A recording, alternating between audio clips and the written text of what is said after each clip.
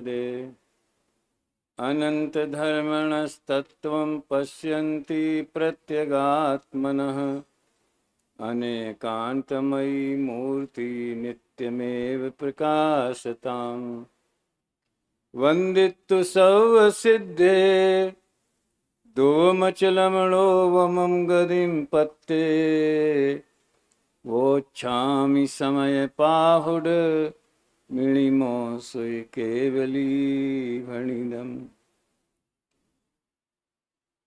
समय सार परमागम शास्त्र की प्रारंभिक गाथाओं के आधार से एकत्व विभक्त आत्मा का स्वरूप, उसकी महिमा और उसका अनुभव करने की प्रेरणा वाली गाथाएं, उसका विचार मंथन अपन कर रहे हैं। 14वीं गाथा की चर्चा कल अपन ने की है। जैसा कि जिन कुमार ने सूचना में कहा कि जो बात 6वीं 7वीं गाथा में आई है, उसी बात का और विशेष स्पष्टीकरण आगे की कुछ गाथाओं में है, जिसमें सबसे पहला नंबर ये 14वीं गाथा का है। बीच की गाथाओं में क्या कहा गया है, इसकी चर्चा हम 2-3 बार कर चुके हैं, इसलिए दोहराने की ज़रूरत नहीं है। फिर भी कुछ नए श्रोताओं दिख रहे हैं। गुलाब चंद जी साहब अशोक भैया कहाँ हैं? अशोक भैया भी आए ना ज्ञानोदय से पीछे है। 8वीं से 12वीं गाथा में निश्चय और व्यवहार के बारे में बात आई है, लेकिन वो संदर्भ आत्मा का ही है। आत्मा को समझने में व्यवहार ने कितना प्रयोजनवान है और कितना अप्रयोजनवान है, मतलब उससे ऊपर उठने की बात है। आज एक विचार आया कि जो 9 तत्व की बात 13वीं गाथा में आई है, वो 9 तत्व वो ही है जो 6वीं गाथा में ज्ञायक एक स्वभाव की चर्चा आई है। 14वीं गाथा में 5 भावों से आत्मा का वर्णन किया है। टीका में भी आचार्य देव ने पहले तो व्यवहार पक्ष बताया, फिर कहा कि परमार्थ से वास्तव में ऐसा स्वरूप नहीं है। ये समस्या ये है कि जब नहीं है तो बताया क्यों। असली बात तो ये है कि अगर आत्मा कर्मों से बंधा नहीं है, वो जो भाई साहब कह रहे थे ना, कर्मों का लेख टरे नारे भाई, अगर उस धुन पे कैसा भी भजन बनाया जाए वो सैडी ही रहेगा। सैडी समझते? उदास, वो धुन ही सैड वाली है वो तो आओ बच्चों तुम्हें दिखाएं, वैसी होने चाहिए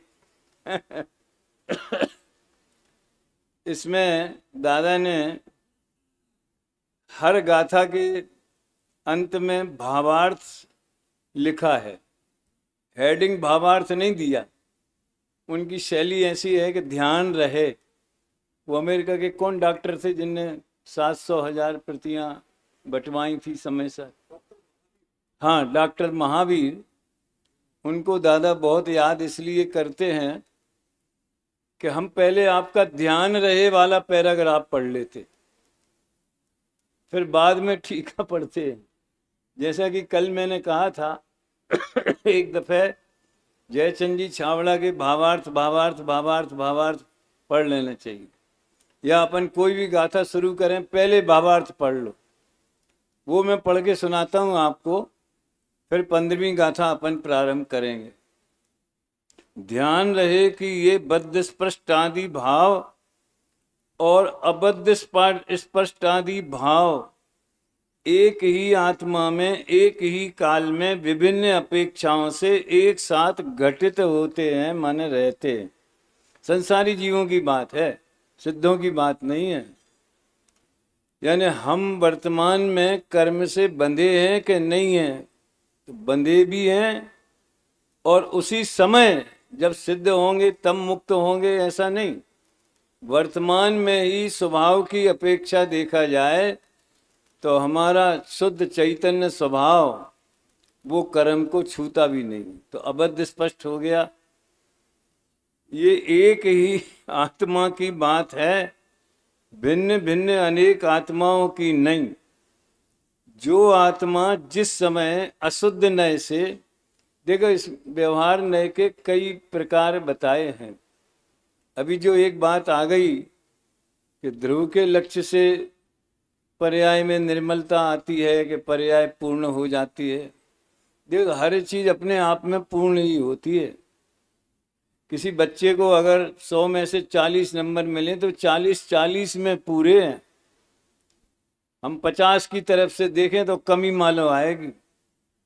240 सीटें आई हैं तो पूरी 240 हैं। है? दूसरों से तुलना करें तो कमी नजर आती है। जिसको मिथ्यात्व है वो मिथ्यात्व भाव भी 100% पूरे ही मिथ्यात्व है। तो उस दृष्टि से देखो, जो जैसा है उसको उसके स्वरूप में ही देखो। तो बद्ध स्पष्टादि भाव और अबद्ध स्पष्टादि भाव, गाथा में अबद्ध स्पष्ट की चर्चा है और बद्ध स्पष्ट टीका में उसको साथ में लिया गया है। 5 भावों में अपन देखें तो खासकर ये उदय भाव, उपसम भाव, क्षयोपसम भाव जो पराश्रित विकारी परिणाम हैं, ये बद्ध स्पष्ट आदि भाव हैं। और जो अबद्ध, अस्पष्ट, अनन्य, नियत, अविशेष, असंयुक्त, वो सब परम पारणामिक भाव के ही विशेषण हैं। वो उस ज्ञायक भाव के ही विशेषण हैं। तो अशुद्ध नय से देखा जाए तो रागादि भाव सहित है। इसी को व्यवहार नहीं भी कहते। ध्रुव के आश्रय से पर्याय निर्मल होती है। ये व्यवहार अनुपचरित सद्भूत व्यवहार है। अभी हम ये भेद प्रभेद पढ़ाएंगे नहीं, यहाँ वो विषय नहीं चल रहा है। और केवली भगवान शरण भूत हैं। 4 शरण हैं, अनंत भगवान शरण हैं, सिद्ध भगवान शरण हैं। ये व्यवहार उपचरित असद्भूत व्यवहार है, पहले नंबर का। जैसे ये मकान मेरा है, ये पुत्र मेरा है, ऐसा कहना और इस दृष्टि से उसे जानना मात्र, तो उपचरित असद्भुत व्यवहार हो गया। और वैसा ही अनुभव करना, अपने को वैसा ही उसका पिता मानना, स्वामी मानना मकान का, तो मिथ्यात हो गया। व्यवहार नय से जो बात कही जाती है उसी को वैसा अनुभव करना, जानना, मानना, उसी को पारमार्थिक सत्य मानना, सो व्यवहार हो मिथ्यात हो गया। बार बार इसलिए कहने का भाव आता है कि इस धरा पर इस अमृत वर्षा की बहुत ज़्यादा ज़रूरत है। पूरे भारत की धरा पे, अकेली यहाँ की बात नहीं है। तो मुझे तो ये कहना है इस समय यहाँ पर कि जो आत्मा कर्म से बंधा है, ऐसा हम देखते हैं अनादि से जीव कर्मों से बंधा है, वो इसी समय शुद्ध स्वभाव की दृष्टि से देखा जाए, शुद्ध नय की दृष्टि से देखा जाए तो बद्ध स्पष्ट आदि भावों से रहित है। उसकी तुलना में रहित भी है। वो तो प्रमाण की भाषा हुई। स्वभाव दृष्टि से तो कर्मों से अनछुआ ही है, अस्पर्शी ही है।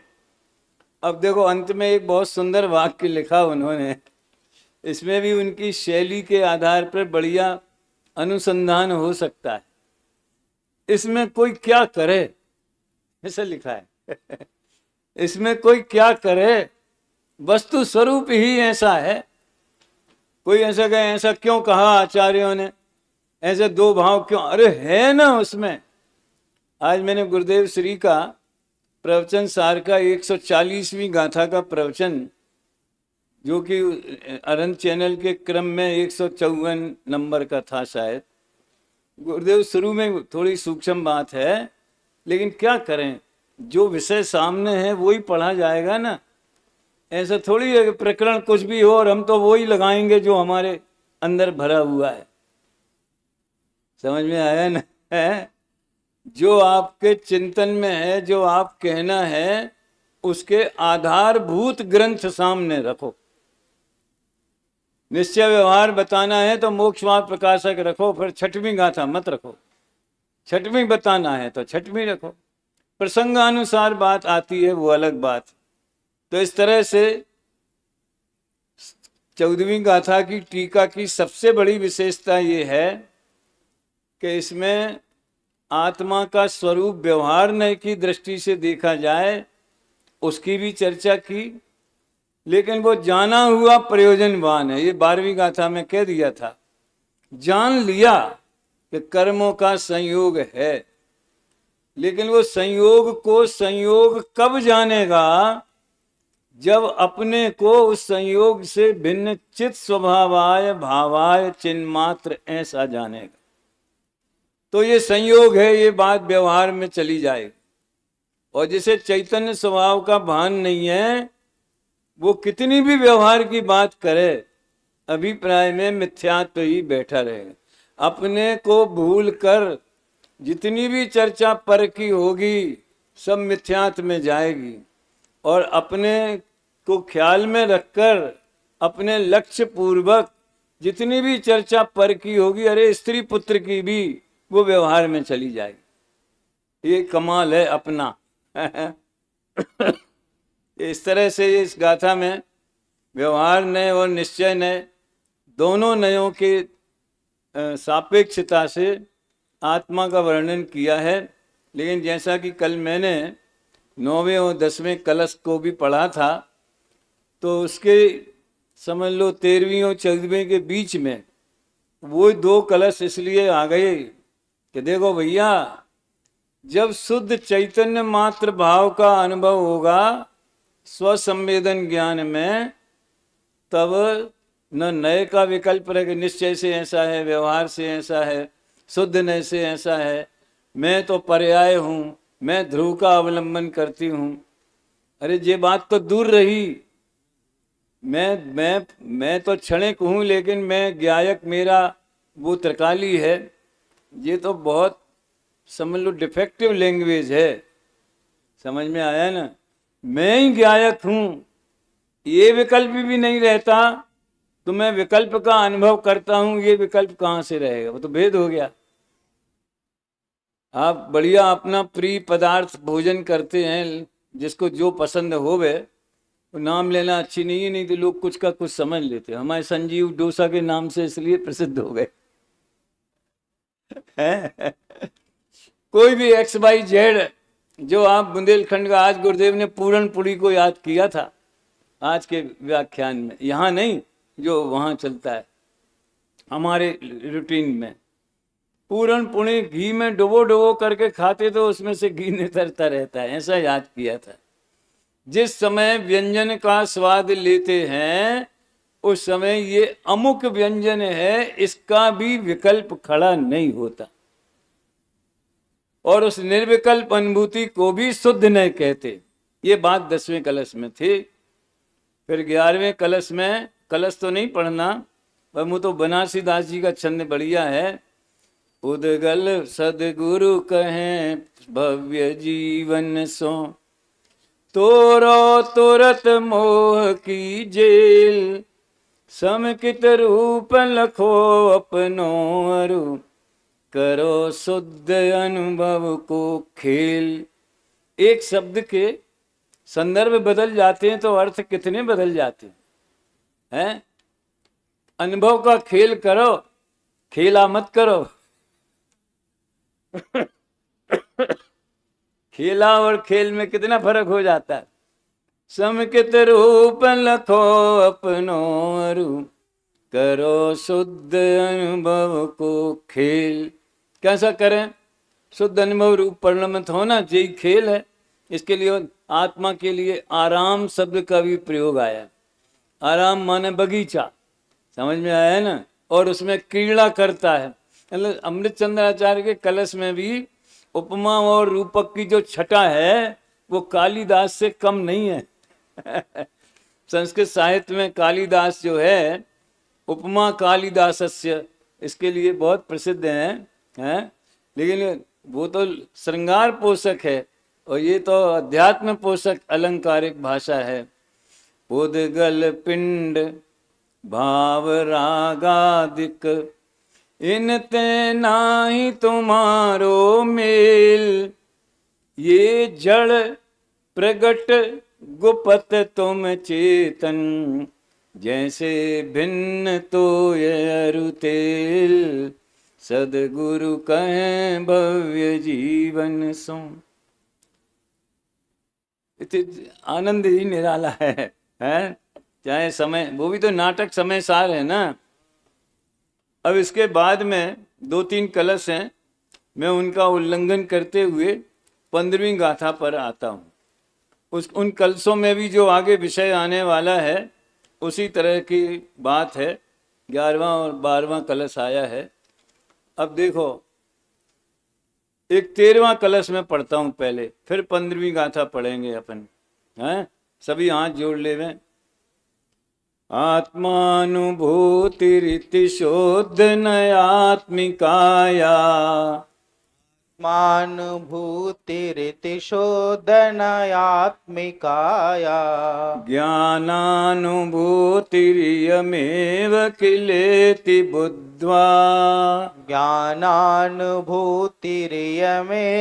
किलेति बुद्ध्वा, आत्मानमात्मनि निवेश्य सुनिष्प्रकम्पम्, आत्मानमात्मनि निवेश्य सुनिष्प्रकम्पम्, एकोऽस्ति नित्यमवबोध घनः समन्तात्, एकोऽस्ति नित्यमवबोध घनः समन्तात्, शुद्ध नयातम आत्म की अनुभूति कही जो, शुद्ध नयातम आत्म वाह। की अनुभूति कही जो, वही है ज्ञानानुभूति तुम यही जान कर, वही है ज्ञानानुभूति तुम यही जान कर, आत्म में आत्म को निश्चल स्थापित करके, आत्म में आत्म को निश्चल स्थापित करके, सर्व ओर से एक ज्ञान घन आत्म निरखो, सर्व ओर से एक ज्ञान घन आत्म निरखो, सर्व ओर से एक ज्ञान घन आत्म निरखो, और से एक ज्ञान घन आत्म निरखो। सर्व ओर का क्या मतलब? पूरब से, पश्चिम से, उत्तर से, दक्षिण से, द्रव्य से, क्षेत्र से, काल से, भाव से। द्रव्य तो ज्ञान स्वभावी है ही, लेकिन आत्मा को जो स्वयं का क्षेत्र है, आकाश का क्षेत्र तो जड़ है, लेकिन चैतन्य जिन असंख्य प्रदेशों में व्याप्त है, वे प्रदेश जड़ होंगे कि प्रदेश भी चेतन होंगे। यद्यपि भाव और क्षेत्र में जो फर्क है वो तो है ही, वो अलग बात है, स्पेस, समझ में आया ना। लेकिन जहाँ चेतना व्याप्त है वो क्षेत्र भी चेतन है। अनादि निधन काल में वो ज्ञायक भाव व्याप्त है तो त्रिकाली चेतन है।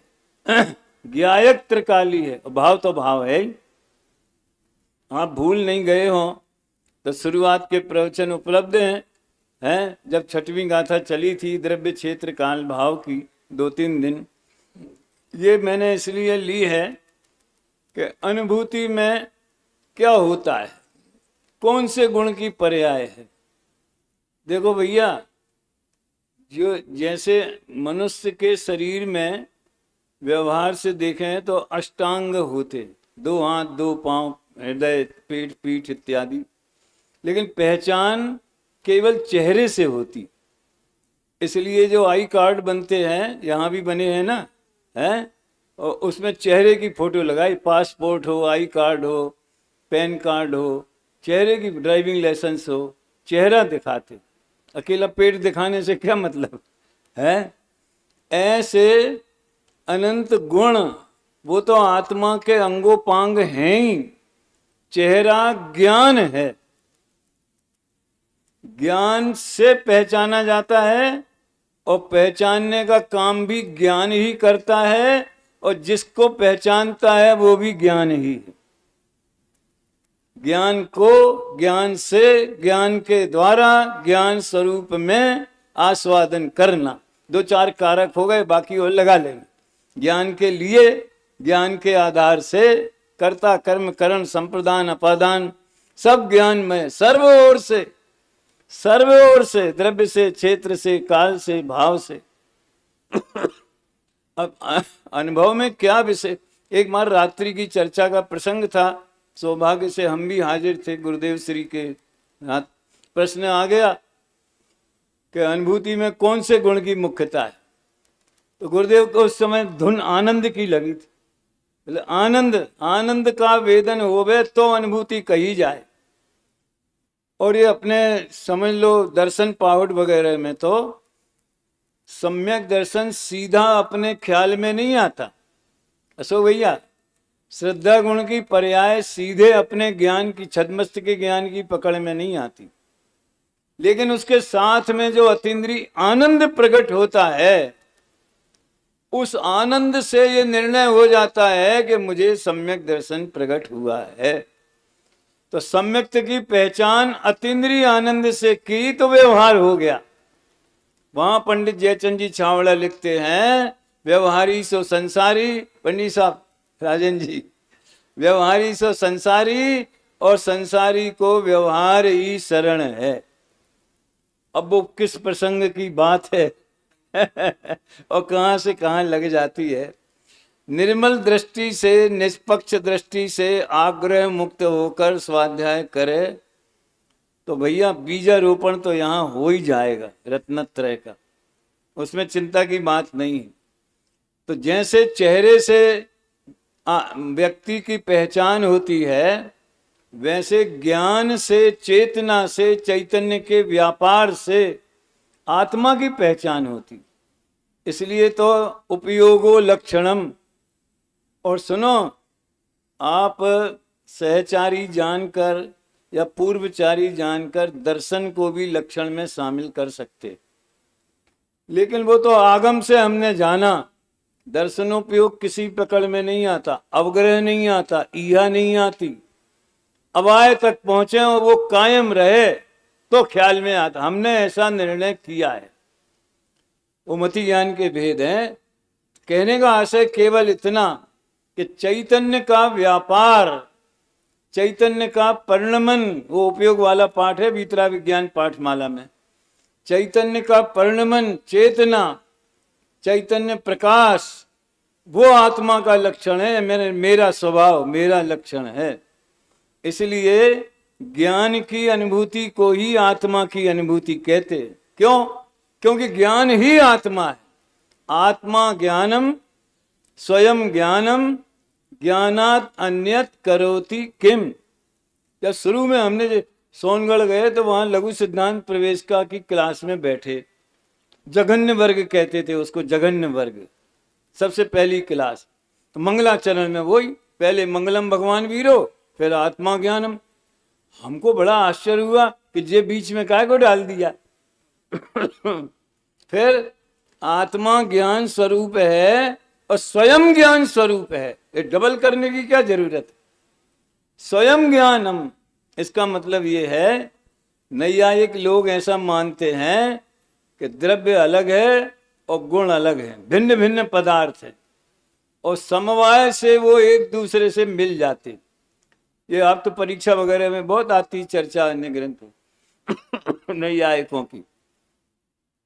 तो समवाय से आत्मा ज्ञान से जुड़ गया, इसलिए चेतन बन गया। जैसे इंजेक्शन से उसमें ज्ञान डाल दिया गया हो। पहले ब्रह्मा ने आत्मा बनाया और फिर पुद्गल भी बना दिया। तो उन्हें सोचा होगा कि यार ये दो में कोई फर्क तो दिख नहीं रहा है, तो क्या करें? तो ए जीव नाम के पदार्थ में चेतना डाल दो, तुझे अलग दिखने लगेगा। ऐसा है क्या? अनादि निधन स्वयं ज्ञानम, यानी अपने स्वभाव से ही ज्ञान स्वरूप है। तो ज्ञान स्वभावी है और ज्ञान ही ज्ञान स्वभाव का अनुभव करता है। एक बात कह के मैं आगे बढ़ूंगा। परिशिष्ट जब हो गया, इसका पूरे ग्रंथ की टीका हो गई, तो अमृतचंद्र देव ने परिशिष्ट लिखा। उसमें कहा आपने जगह जगह जगह आत्मा ज्ञान मात्र है, आत्मा ज्ञान मात्र है, तो उसमें अकेला ज्ञान ही है और कुछ नहीं है क्या है? तो उसने कहा भैया वो ज्ञान मात्र आत्मा में अनंत शक्तियां उछलती हैं, अनंत शक्ति स्वयमेव देव, अनंत शक्तियां उछलती हैं, तो फिर आपने ज्ञान को ही लक्षण क्यों कहा? असली दमदार प्रश्न तो ये है, जब उसमें दर्शन भी है, सुख भी है, श्रद्धान भी है, वीर्य भी है, बहुत से गुण हैं, अस्तित्व है, वस्तुत्व है, नास्तित्व है, चेत 21 स्वभावों का वर्णन है आलाप पद्धति में। शायद 10 सामान्य स्वभाव और 11 विशेष स्वभाव, ऐसे 21 स्वभावों का वर्णन है और सब आत्मा में है। अरे उसमें तो भव्य स्वभाव और अभव्य स्वभाव, चेतन स्वभाव और अचेतन स्वभाव भी लिखा है। किस अपेक्षा लिखा है वो समझने लायक है, अभी यहाँ उसकी जरूरत नहीं। तो कहने का आशय ये है कि ज्ञान को ही लक्षण क्यों कहा गया, वो जो जवाब दिया है वो समझ में आ जाए, उसका भाव भाषण, तो वो जीवनोपयोगी हो जाएगा, यानी वो हमें अनुभूति के द्वार पर लाके खड़ा कर देगा। वो जवाब क्या जवाब है कि ज्ञान स्वसंवेदन गम्य है। इस बहुत गहराई से ये बात विचारने लायक है, समझने लायक है, सोचने लायक। स्वसंवेदन गम्य यानी एक ज्ञान में ही ऐसी कला है, ऐसी सामर्थ्य है कि ज्ञान को प्रकाशित करता है और अपनी क्षयोपसमगत या छायकगत योग्यता के अनुसार ज्ञेयों को भी प्रकाशित करता है। स्वपर प्रकाशक पना जो ज्ञान का स्वभाव है, तो ज्ञान में ज्ञान तो प्रकाशित होता ही है, चाहे एक इंद्रिय हो, चाहे पंचेंद्रिय हो, चाहे अज्ञानी हो, गृहित मिथ्या दृष्टि हो, चाहे सिद्ध हो। अच्छा देखो एक बात, लोक में भी अब ये शास्त्रीय भाषा दुनिया में नहीं चलती, क्योंकि दुनिया तो विषय कसाय की पोषक अपनी भाषा में सोचती है, उसी भाषा में बात करती है। नियम तो सारे दुनिया में लागू होते, निश्चय व्यवहार के, स्वपर प्रकाशक के, समझ में आए ना, और क्रमबद्ध परिणमन के, हुई है वही जो राम रचि राखा वाले। प्रसंग आ गया इसलिए मैं एक बात कहता हूँ कि राम मंदिर का जब प्रोग्राम हुआ तो आरएसएस के जो संस्थापक हैं उनका एक भाषण हो रहा था। हाँ, सरसंघ संचालक मोहन भागवत जी, आपको आश्चर्य होगा, मैंने उसकी क्लिप बनवा के भेजी ग्रुप पे। काहे के लिए? ये जो भी हुआ है ये किया नहीं है, ये हुआ है।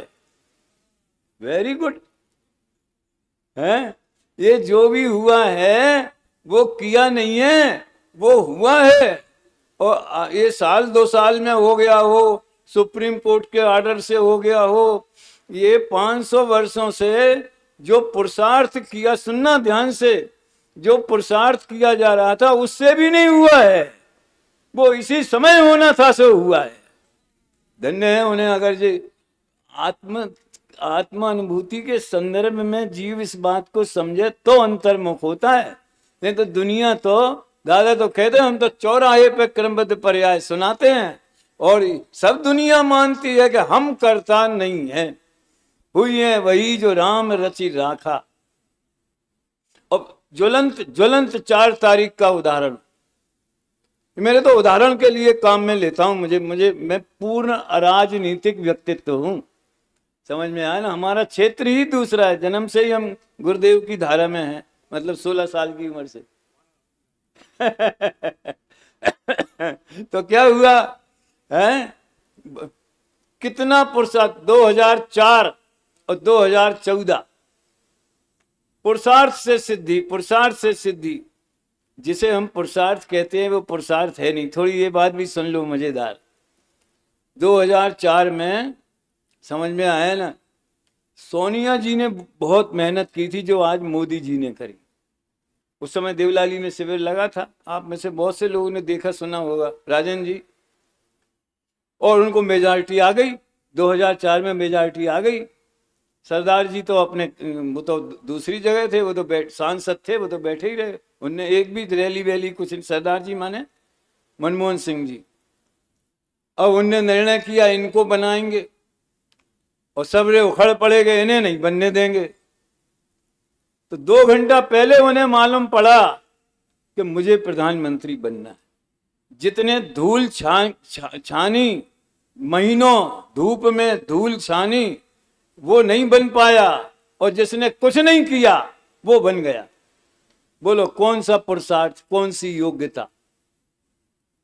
समझ में आया ना। और अभी भी वर्तमान में क्या 400 के लिए मेहनत नहीं की गई थी? तो क्या हुआ फिर? वो तो जो होना था सो हुआ है। हुई है वही जो राम रच राखा। अपने को तो केवल इतना कहना, अकर्ता भाव, वो मैं, जब जब भी हम ये कुछ नहीं करते हैं, हम तो परिपूर्ण हैं, सब बातों में पूर्ण हैं, मेरे में कोई कमी नहीं है। दिक्कत ये है कि अभिप्राय में तो हम माने अभय कुमार, ये असमान जाति पर्याय, समझ में आया? किसी के पिता, किसी के पति, किसी के फलाने, ये बैठा रहता है। तो वो मैं, मेरे में कोई कमी नहीं है, ये बात वैसे ही ऊपर से निकल जाती है जैसे पत्थर की चट्टान से पानी निकल जाता है, और पत्थर वो बिल्कुल भीगता नहीं, कमल भीगता नहीं, वो अबद्ध स्पष्ट रह जाते हैं। फिर वो मैं ज्ञान, ये ज्ञान मात्र आत्मा ज्ञान जो स्वसंवेदन लक्षण वाला है। स्वसंवेदन, स्व माने वहां त्रिकाली ध्रुव नहीं, स्व माने वो ज्ञान पर्याय स्वयं। दीपक की लो, जैसे जरा सी भी, अरे दीपक की छोड़ो, वो लाइटर जलाते ना लोग बीड़ी पीने वाले, समझ में आया ना? लाइटर, माचिस भी चलती है, वो लाइटर से जरा सी चिंगारी निकलती है, वो चिंगारी में चिंगारी दिखती कि नहीं दिखती? ऐसे ज्ञान की जरा सी लो, उसमें ज्ञान स्वयं दिखेगा कि नहीं दिखेगा? और जिसे ज्ञान में ज्ञान नहीं दिखेगा वो ज्ञान में ज्ञेय कैसे देखेगा? संजय, दर्पण के सामने चेहरा झलक रहा है, तो दर्पण तो देखो, अभी आएगा 17वीं 18वीं गाथा में। आंख बंद करके खड़े हो जाओ तो क्या होगा? चेहरा दिखेगा कि नहीं दिखेगा? नहीं दिखेगा, लेकिन झलकेगा कि नहीं झलकेगा? दर्पण ने थोड़ी अपनी आंखें बंद करी हैं, उसकी स्वच्छता थोड़ी बिगड़ गई। चेहरा झलकेगा लेकिन दिखेगा नहीं, क्योंकि देखने वाले की आंखें बंद हैं। तो ज्ञान दर्पण में ज्ञान तो प्रकाशित होता ही है, और ज्ञान ज्ञान का ही स्वाद लेता है। ये मोह के कारण ज्ञान और राग, संयुक्त और असंयुक्त, ज्ञान और राग को ये जीव मिला हुआ अनुभव करता है। आगे की गाथाओं में वो हाथी आदि सुंदर पशु सुंदर आहार, चूरमे के लड्डू खिलाओ, लेकिन ऐसे डायरेक्ट तो खिला, घास में मिला देते हैं तो सोचता होगा आज की घास बड़ी मीठी मीठी लग रही है। ये बात आने वाली है इसमें, क्या 15वीं गाथा में। अभी तो ये द्रव्य गुण को, गुणी को अभेद मानकर आत्मानुभूति और ज्ञानानुभूति एक ही बात है, क्योंकि ज्ञान ही आत्मा। और एक बात मैं पहले प्रारंभ में ही कह देता था, शायद अभी नहीं कही होगी, आत्मा माने तो मैं होता है भाई साहब। क्या जीव तो बताया था ना, जीव संज्ञा है, आत्मा सर्वनाम है। जीव आत्मा माने मैं होता है। अंग्रेजी में कैपिटल आई का जो मतलब होता है, संस्कृत में आत्मा शब्द का वही अर्थ होता है। और सबसे बड़ा प्रमाण अमृतचंद देव की टीका, जीवो ही तावत क्रम नियमित आत्म परिणामयी उत्पद्यमानो जीव एव न अजीव, अजीवोपि तावत क्रम नियमित आत्म परिणामयी उत्पद्यमानो। अजीव भी अपने परिणाम, तो अपने के लिए संस्कृत में कौन सा शब्द है? आत्म परिणाम। तो हिंदी में भी आत्म कथा, तो क्या त्रिकाली ध्रुव की कथा है वो? असली आत्म कथा तो जो आत्म ख्याति है, लेकिन स्वयं के अर्थ में आत्मकथा, आत्मनिंदा, आत्म प्रशंसा, आत्महत्या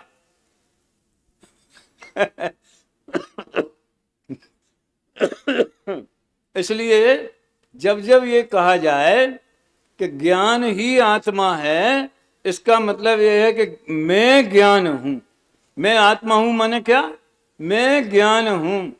और ज्ञान को कैसे पहचानना, ज्ञान का क्या मतलब है?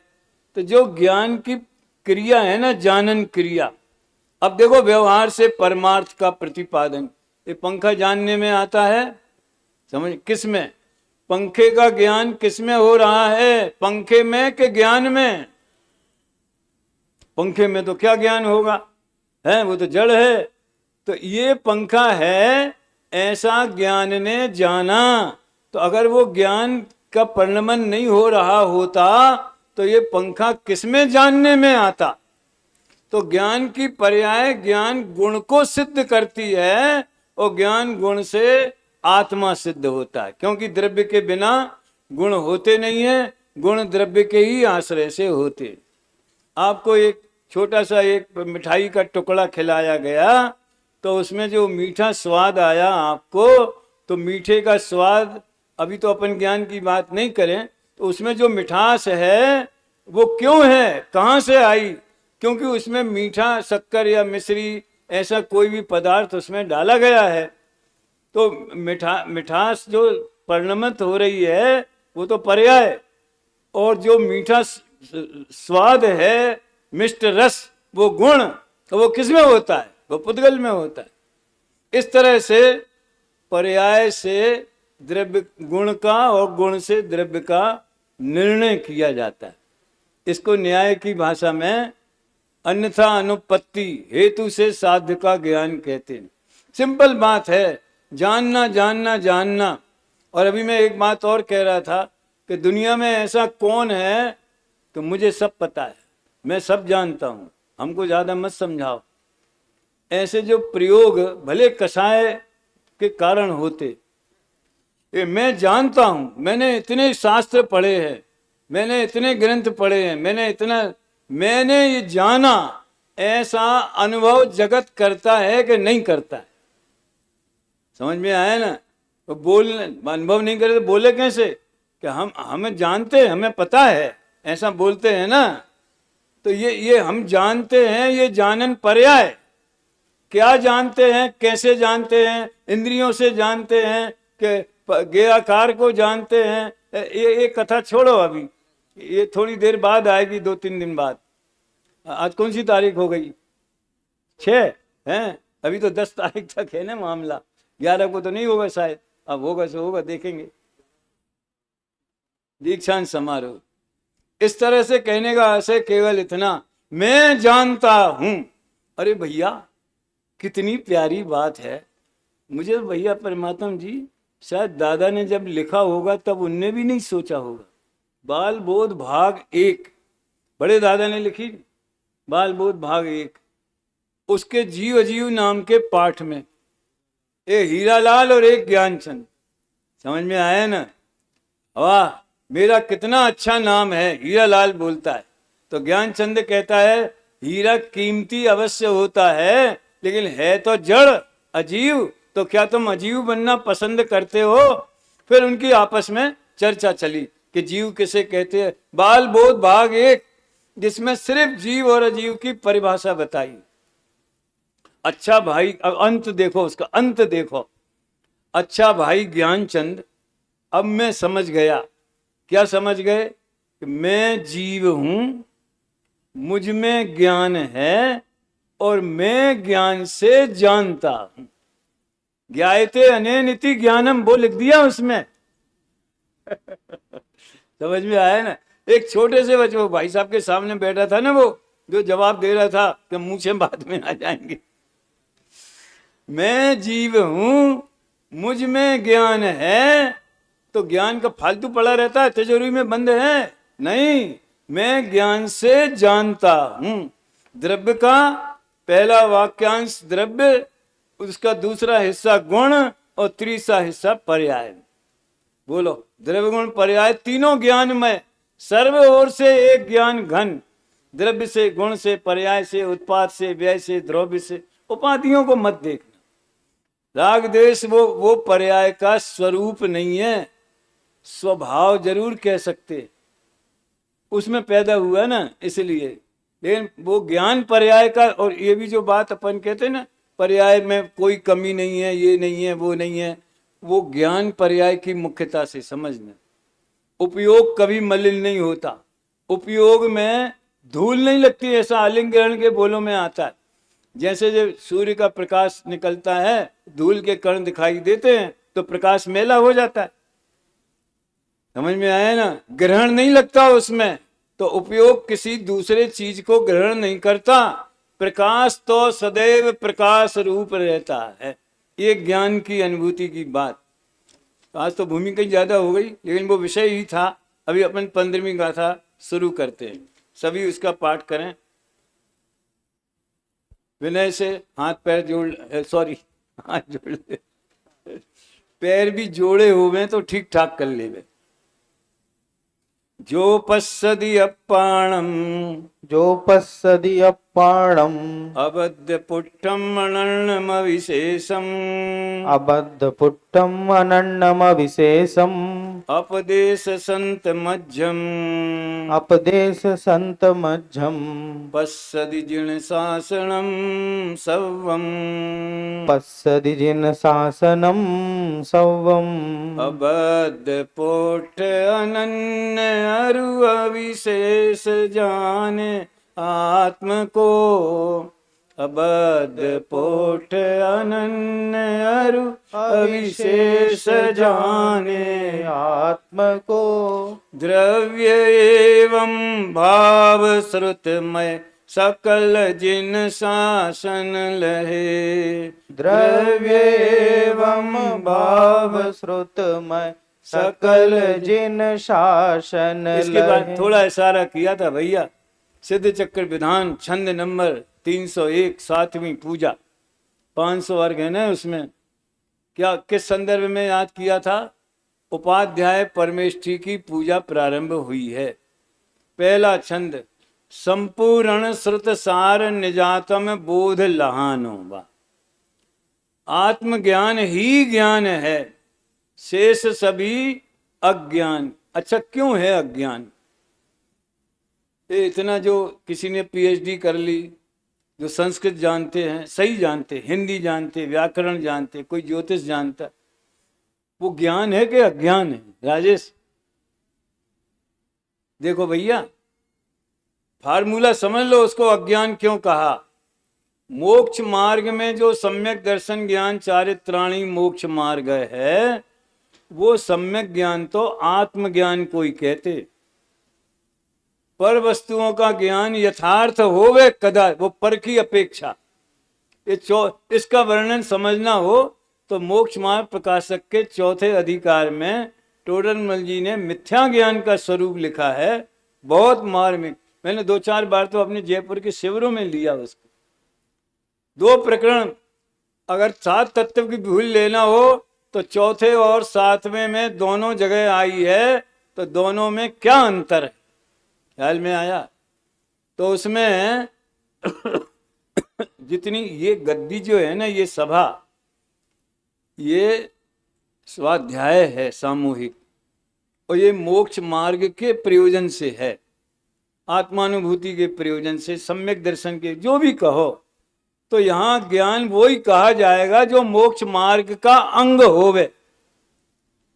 जो मोक्ष मार्ग में काम का नहीं है, वो बल्कि जहां स्वपर भेद विज्ञान नहीं है, आत्मज्ञान नहीं है, उस क्षयोपम ज्ञान में सुनना भैया, अकेले परमाणु बम बनाने वाला और मिसाइल बनाने वाला और ये इलेक्ट्रॉनिक वाला और इतनी सी चिप में हजारों ग्रंथ भर देने वाला ज्ञान, वो तो साइंस का ज्ञान, वो तो सम्यक ज्ञान के बाहर है ही, आत्मज्ञान के बिना।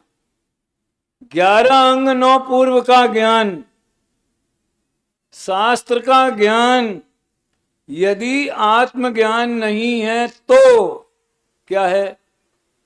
आत्मज्ञान ही ज्ञान है, शेष सभी वो काय में गया, कौन से खाते में जाएगा? अज्ञान के खाते में। शेष सभी अज्ञान, शायद आप लोग बताते होंगे व्याख्या जब पढ़ाते होंगे ना, ये तो टोडल में तो कहे सोने को सोना जाने, अरे कसौटी पे कसे बिना चतुर सुनार होवे, हाथ में लेके बता देवे वजन देख करके इसमें इतनी खोट है इतना असली, तो मिथ्या ज्ञान है। अरे वहां भैया, वहां मोक्ष मार्ग की बात नहीं है, वहां तो पदार्थों के स्वरूप को जानने की बात है लौकिक दृष्टि से, तो वो सच्चा है। सम्यक कहने में कंफ्यूजन होता है, क्योंकि सम्यक विशेषण मोक्ष मार्ग में ही लगाया जाता है। सर्वार्थ सिद्धि एक ग्रंथ है, एक बात पूरी करता हूं, अभी समय हो गया। उसमें सम्यक दर्शन में सम्यक विशेषण क्यों लगाया? विपरीत अभिप्राय का निषेध करने के लिए, विपरीत अभिनिवेश का परिहार करने के लिए ये भाषा है। यानी श्रद्धान सम्यक माने भला, सम्यक माने उत्तम, सम्यक माने श्रेष्ठ, सम्यक माने प्रयोजनभूत। तो मोक्ष मार्ग में कौन सा ज्ञान श्रद्धान सम्यक है? जो परद्रव्य भिन्न आप में रुचि वाला है और व्यवहार से देखा जाए तो देव शास्त्र गुरु, वो सम्यक। ज्ञान के साथ सम्यक क्यों लगाया पता है? उसका अलग अर्थ है। क्या है? संशय विपर्यय और अनध्यवसाय, उसका निषेध करने के लिए ज्ञान के साथ सम्यक लगाया। संशय विभ्रम मोह त्याग आपो लख लीजे, चारित्र के साथ भी सम्यक लगाया।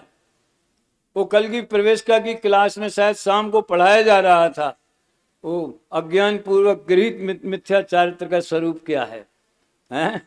अब ये व्यवस्था ऐसी हो गई कि आराम से निराकुलता से सब सुन सकते हैं, स्वास्थ्य के हिसाब से।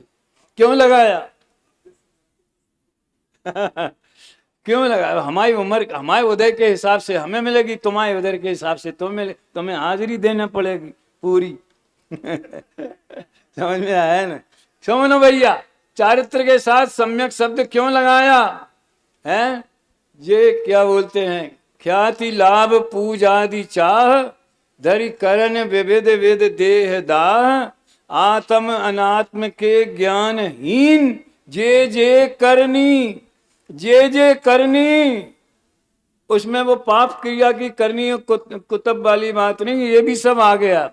तन करण छीन, ये तो उसमें गया गृहीत में, और अग्रहित में इन जित विषय यानी में जो प्रवृत्त ताको जानो मिथ्याच। तो अज्ञान पूर्वक क्रिया की निवृत्ति के लिए ये भाषा है।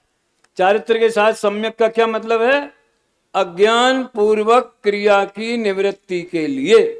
तो वेद ज्ञान सहित जो स्वरूप में स्थिरता होती है, आप रूप में लीन रहे स्थिर, उसे चारित्र कहना ये निश्चय का कथन है। और साथ में जो शुभराग और शरीर की क्रिया सहज ही होती, खींचतान करके नहीं होती, किसी को दिखाने के लिए नहीं होती, वो व्यवहार से असद्भुत व्यवहार। समय हो गया, बाकी 15वीं गाथा का रसपान सामान्य ज्ञान उसकी चर्चा कल करेंगे। सहजानंदी शुद्ध स्वरूपी